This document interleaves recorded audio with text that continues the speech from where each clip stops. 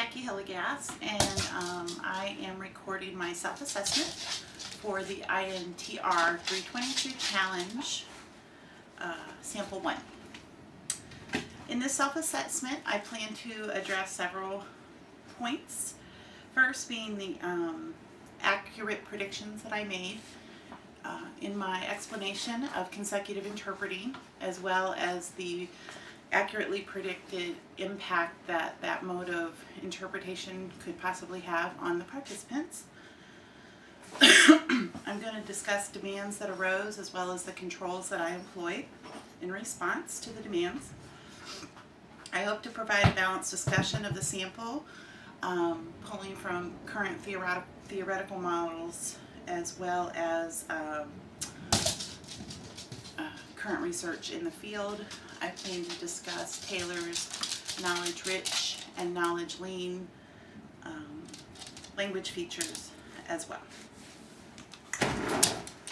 Go. Excuse me. I also plan to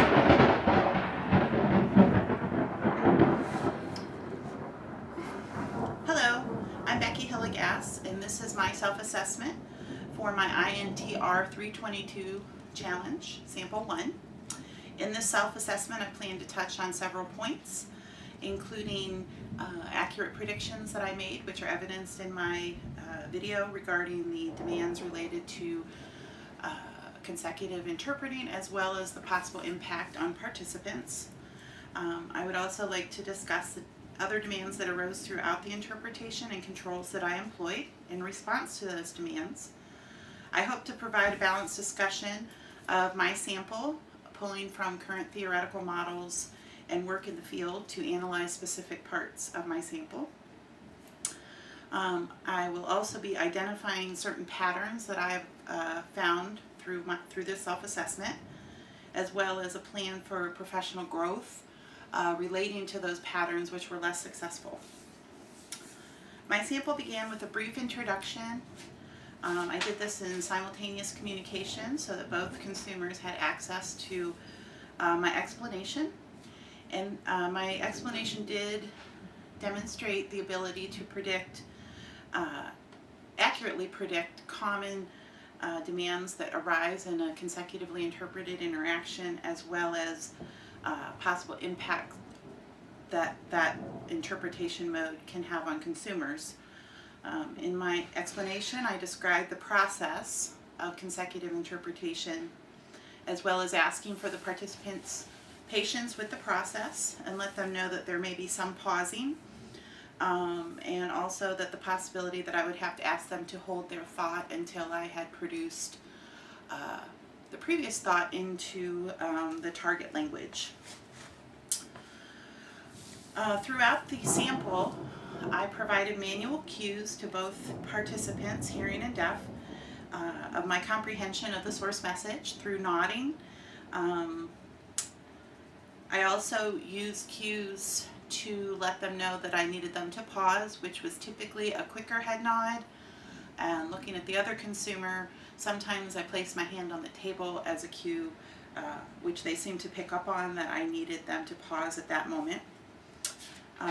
So all of those cues seem to be successful in managing in managing the interpretation. Let's see, several demands arose, as with any communicated event. There were many demands, and I'm going to focus on a few here in the self-assessment. Let's see, the first demand control sequence that I wanted to talk about was when the hearing consumer asks if it is okay to ask for repetition, and she expresses a lack of experience in having worked with an interpreter in the past. The control that I employed was somewhat liberal. What I did was I interpreted the question for the deaf consumer, and then I provided my answer using simultaneous communication, and then gestured to the deaf consumer so that he had the opportunity to provide his answer as well. I could have employed a highly conservative control, which would have been to simply interpret the question and leave it to the deaf consumer to address or not. However, I made the decision to go with this, move down the continuum of controls to a slightly more liberal control, and that decision was made due to the current demand that was present, being that I had just finished explaining the process of of consecutive interpreting using SimCom, and it seemed that her question was part of kind of a setting of the ground rules type of discussion between the three of us, rather than the actual meeting. I felt that her question was directed to me, probably as a result of this concurrent demand, so I felt that it was appropriate to give my answer in SimCom, and then give the deaf consumer his chance to answer. If that question had been posed during the meeting, I may have employed a much more conservative control. But at that time, I felt it was appropriate. I also then interpreted the deaf consumer's response, referring to him in the third person to try to avoid any confusion as to who was answering, whether it was myself or the deaf consumer.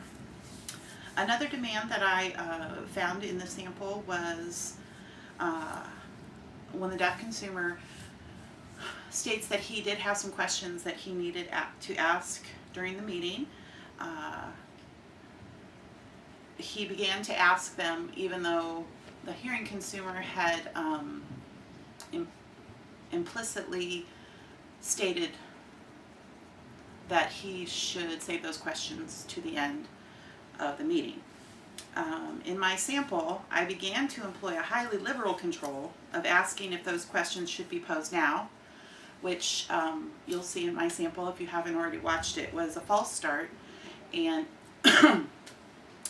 managing that process, I decided not to follow through with that highly liberal control, and made it less liberal, and attempted to repair that error of mine by adding a cohesive device of, quote, asking those questions now to alert the hearing consumer that those questions were going to be coming sooner rather than later. I was aware of this breakdown that occurred when we were actually making the original tape, but it wasn't until I reviewed my sample to do the self-assessment that I was able to pinpoint exactly where my error occurred.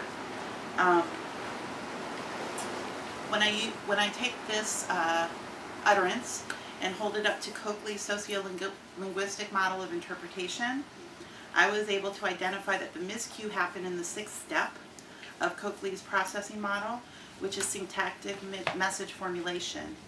And my error in that step also had an adverse effect on my step 7, which is message production.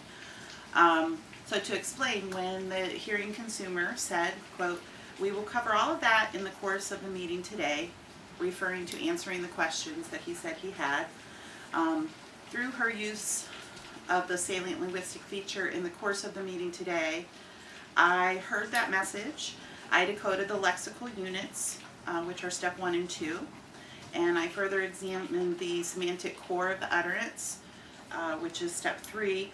Finally, I comprehended the semantic intent. I realized that phrase in the course of the meeting today denoted that we would be getting to those questions after she got through some of her information that she wanted to cover.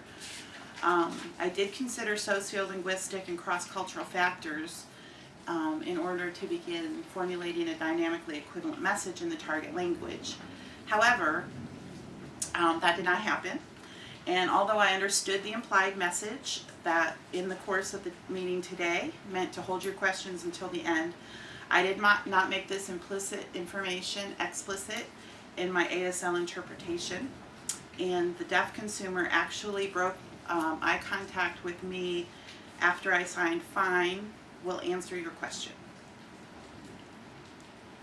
He broke eye contact and began asking his questions, and then I had a quick English word order before we leave today, which was not effective. While this segment contained this error that I just outlined, I do feel that the consumers were able to participate fully. I felt that I was able to repair the errors and the message was effectively conveyed, even though it did have some awkward moments. A third demand that surfaced was when at least twice through the sample, the hearing consumer began referring to the deaf consumer in the third person. And I employed a slightly liberal control, opting to interpret the third person comment, and then briefly shifted my eye contact to the hearing consumer and just gave her a brief reminder that she could direct her comments directly to the deaf consumer. I felt that this control choice was appropriate, and this led to the resolution of eventually the hearing consumer no longer referred to the deaf consumer as he or tell him. So that was a successful control option. I'd like to shift away from the demands and controls for a moment, and I wanted to talk a little bit about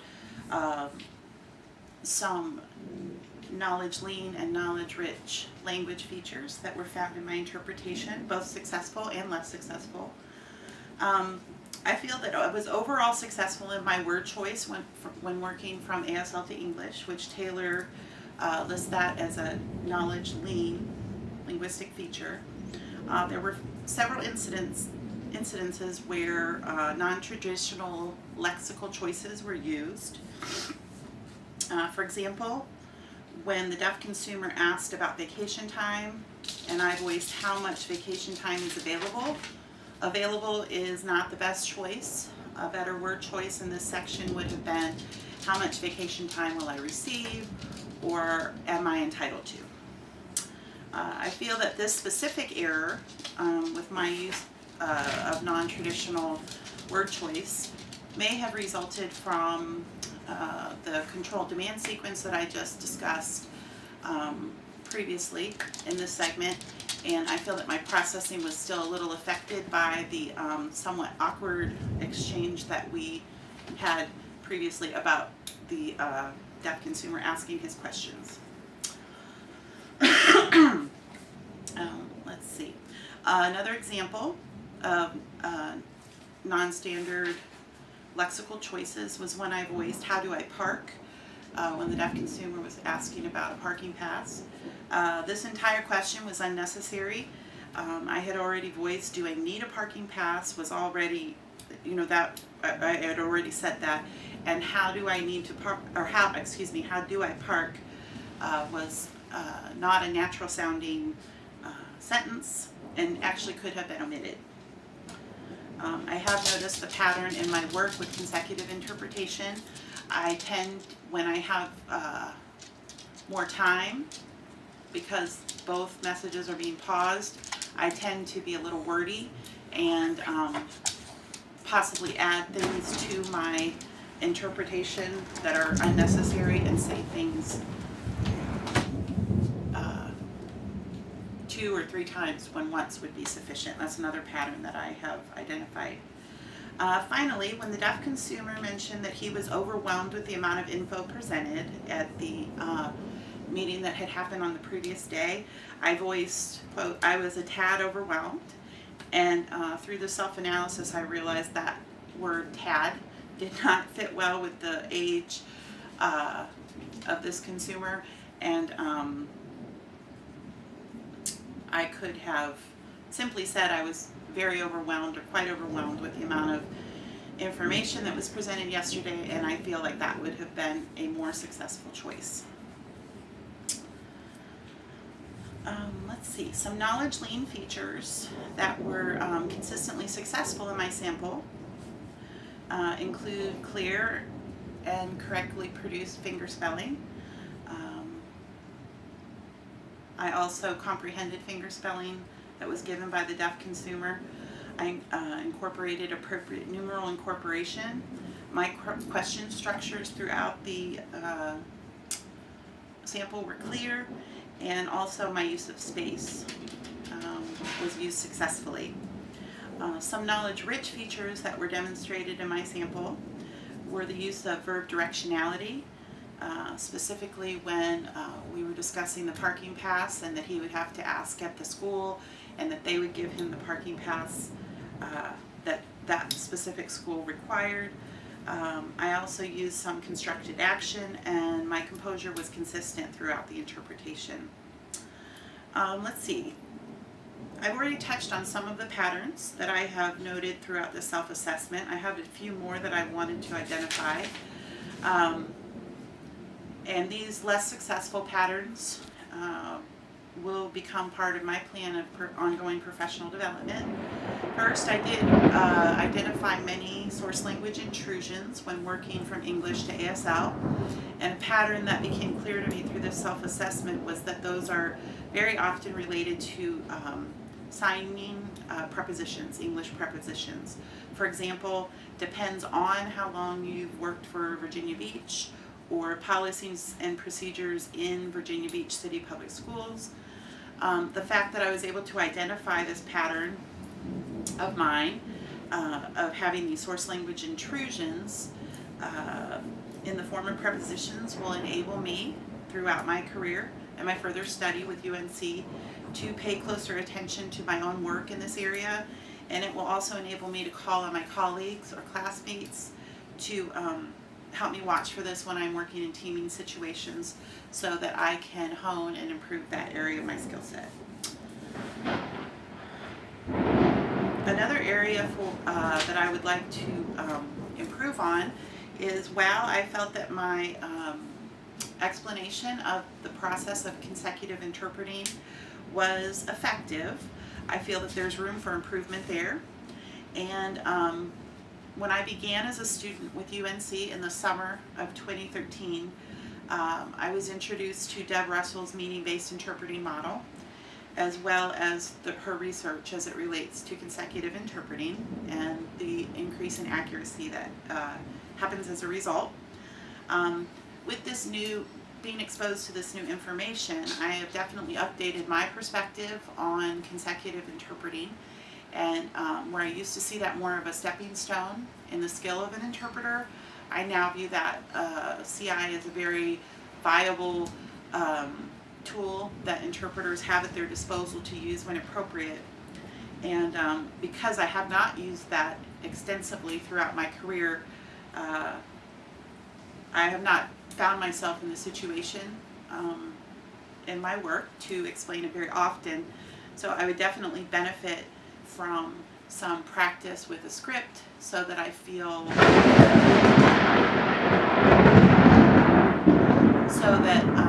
my explanation could be a little more concise and a little smoother. So that is definitely something that I feel would be time well spent in as part of my ongoing professional development plan. I appreciate your time in reviewing my challenge submission. I hope that my self-assessment has touched on enough elements from my sample interpretation, and I do feel that overall it was a culturally appropriate and semantically accurate interpretation of the communication event. Thank you.